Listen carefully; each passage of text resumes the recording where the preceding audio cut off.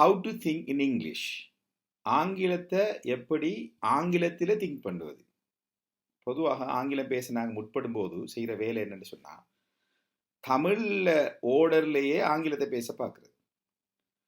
தமிழ்ற ஓர்டரில் ஆங்கிலம் பேசினால் ஆங்கிலம் வராது, ஆங்கிலம் பிழைக்கும். ஏன்னு சொன்னால் தமிழ்ற ஓர்டர் என்ன? உதாரணத்துக்கு ஒரு விஷயத்தை நாம் எடுத்தேன்னு சொன்னால், எனக்கு ஐஸ்கிரீம் வேணும், ஐஸ்கிரீம் நான் சாப்பிட விரும்புகிறேன் இப்படின்ட்டு நீங்கள் வசனங்களை சொல்லும்போது அந்த வசனங்கள் ஆங்கிலத்தில் மாற்றும்போது அது வித்தியாசப்படும். எனக்கு ஐஸ்கிரீம் வேணும், இப்போ எனக்குன்றதுக்கு ஐ போட்டு ஐஸ்கிரீம்ங்கிறத ஐஸ்கிரீமை போட்டு வேணும்னு சொல்லி வாண்ட்டு போடையில.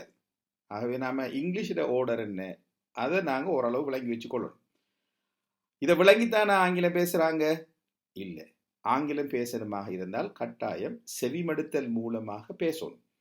இது இந்த சூழல் நாங்கள் ஒரு சூழலுக்குள்ளே போகும்போது நிச்சயமாக அதை கேட்டு பேசுவோம். ஆனால் அதில் பிளவர் ஏன்னு சொன்னால் அது எப்படி வந்ததுங்கிற அடையாளம், அந்த அடிப்படை எங்களுக்கு தெரியாது.